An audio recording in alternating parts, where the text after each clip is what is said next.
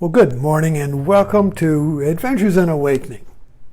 And I used to call it Zen Fits, but we move on.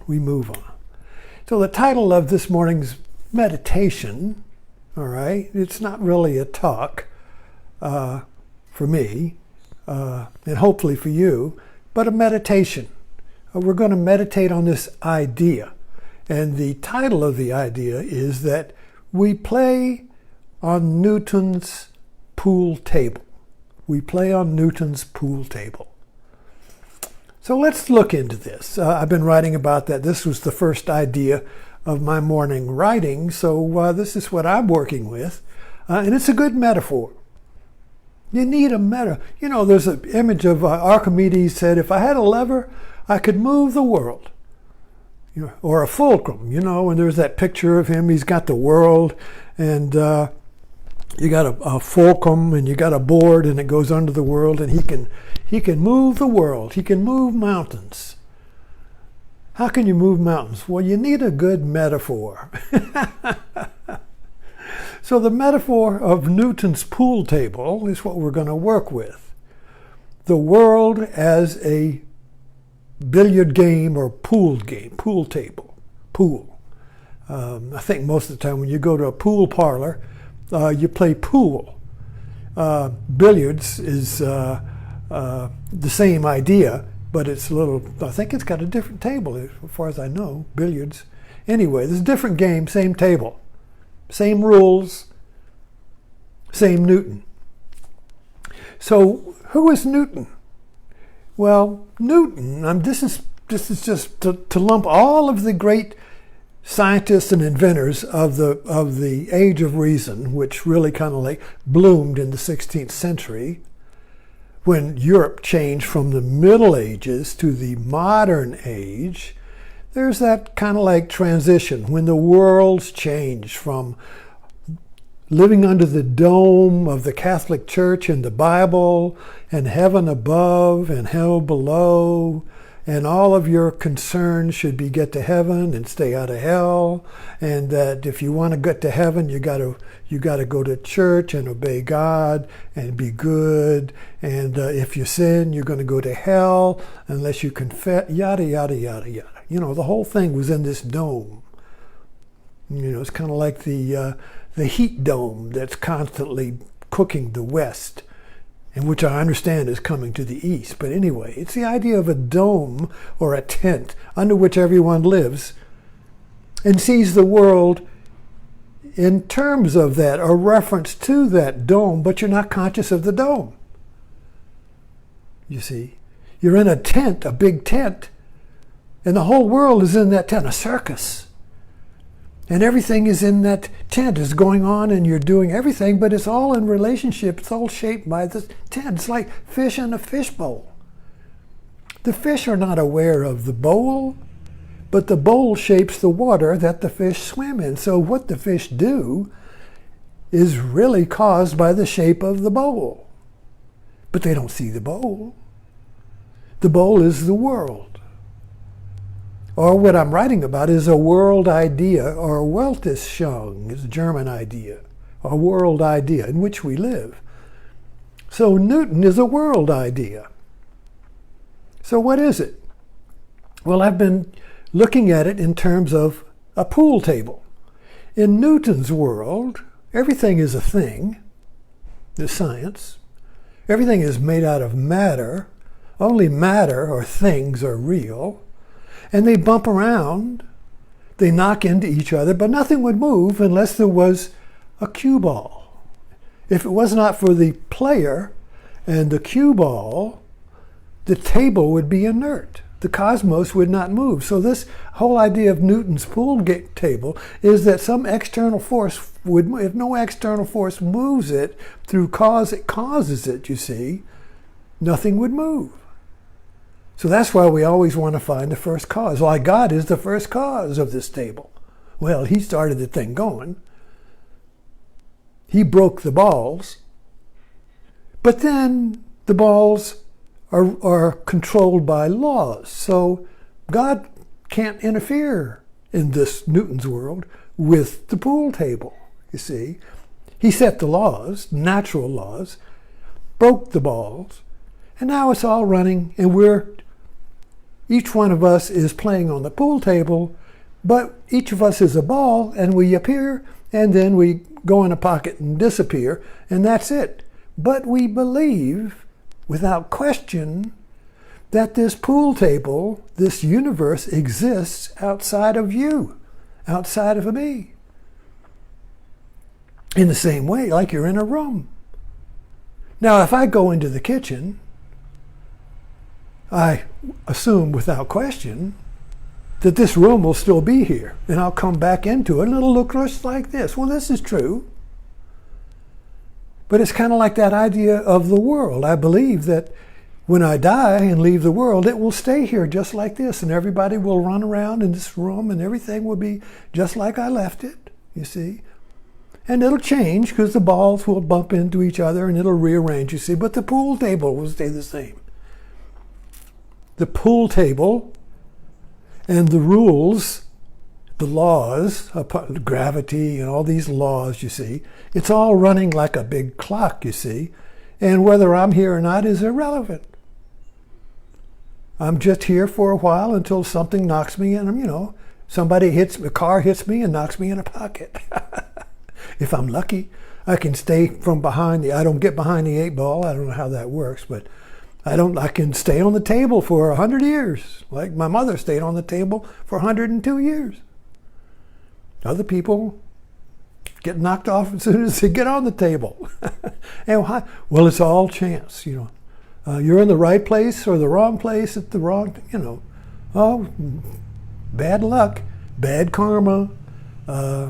You're paying your debts, yada yada. We try to explain why people disappear.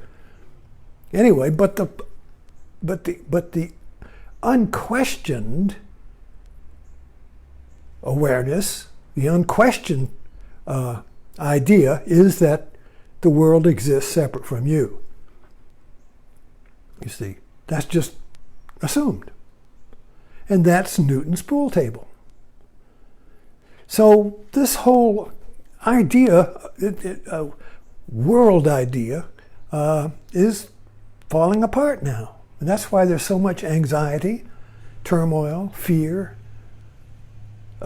doubt, uncertainty, craziness, insanity.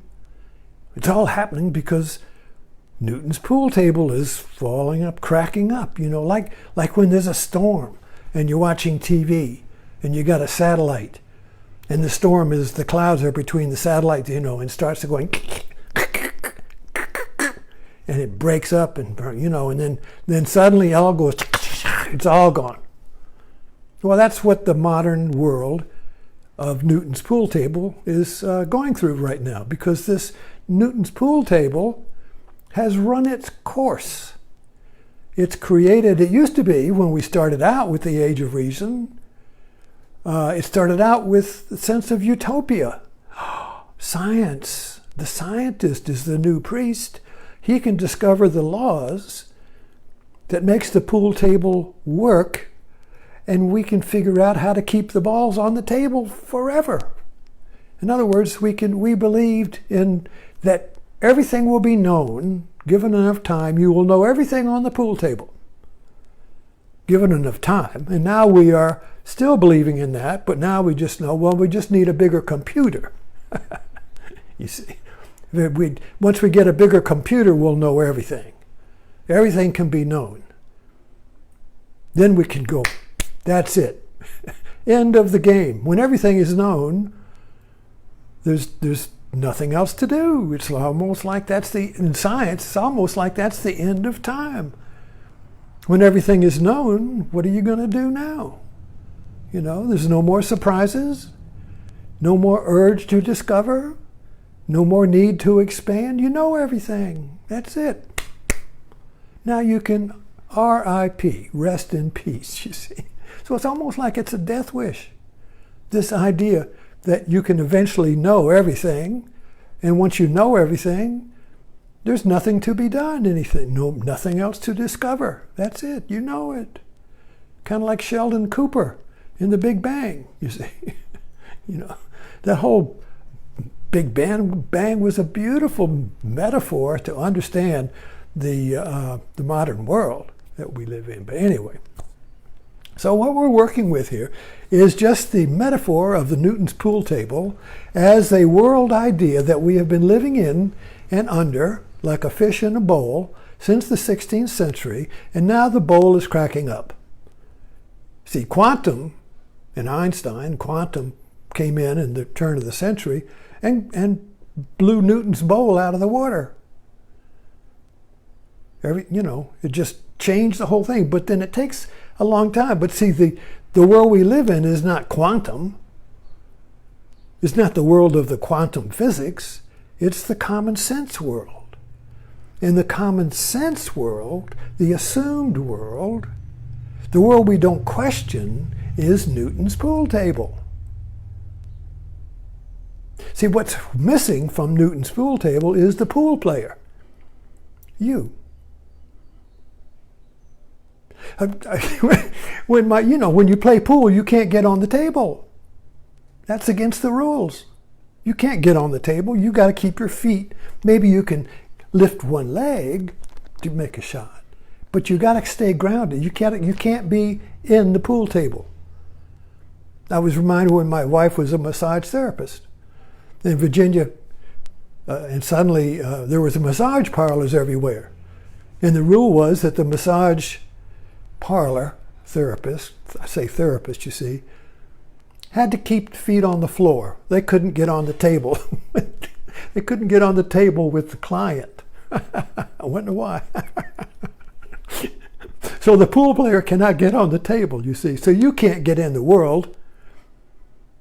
The pool player is never counted. You're not on the pool table. You're not in the world. You're like Yahweh outside of the game. I can hit this over there and hit that over here, you see. But I am not in it because I'm aware of it, you see. And yet at the same time, I believe I'm a pool ball on the table of the world, and I hope I don't get hit in the... Who hit me? Who bumped me? I hurt. Somebody bumped me. Who did it? You see?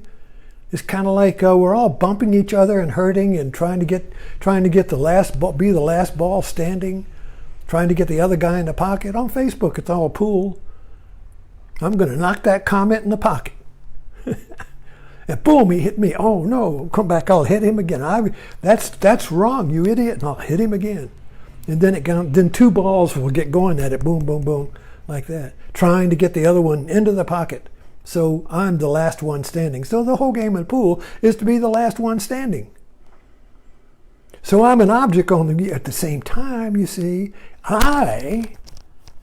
Me, you, as a living knower of the pool table, is not on it. You're not counted, you see. So there's a split. There's a wound here. There's a wound. Metaphorically, it's the wound in the side of Christ. The wound that never heals. What is the wound that never heals? The Fisher King in the Romance of the Grail had a wound that wouldn't heal, and so the Grail Knight had to come and pass the test and be given the Grail so he could heal the Fisher King. It's this idea of this is a very ancient mythic, religious idea, you see, but it's right there with Jesus. When he was the sword wound in the side of Jesus, you see, is the wound that won't heal.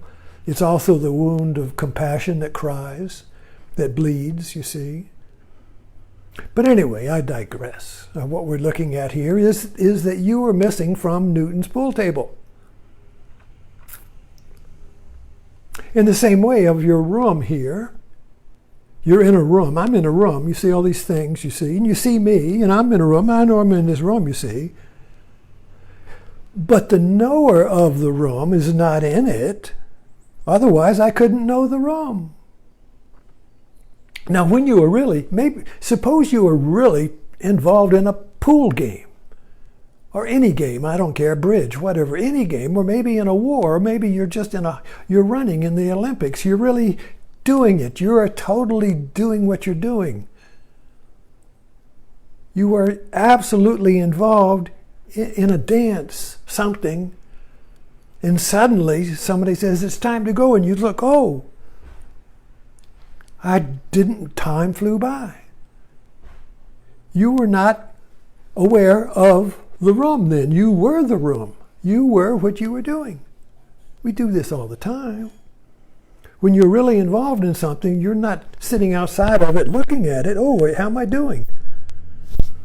You see, we can do that. But as soon as I do that, you see, I may become a little self-conscious or maybe I should do this.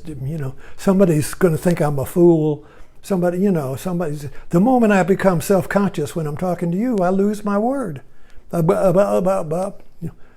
I'm divided, I'm wounded, you see. When I'm doing this talk, I am the talk. I am the room. But as soon as somebody, maybe my wife comes through here and asks me something, or somebody's sitting over there, somebody comes in and sits down and watches me, suddenly I'm thinking, I'm talking to you, I am the talk, and then part of my mind is thinking, who they're looking at me, do they think I'm foolish? That's the wound.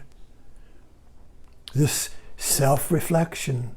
Suddenly I'm outside of myself, looking at myself. So you see, we're all in the room, and when we're in the room as the room, there is no pool table. When you are what you were doing, you're not looking at yourself as a ball being bumped around on the pool table. You are the pool table. But then a snap of a fingers, you're outside of the pool table. Am I doing it right? Is this the right way?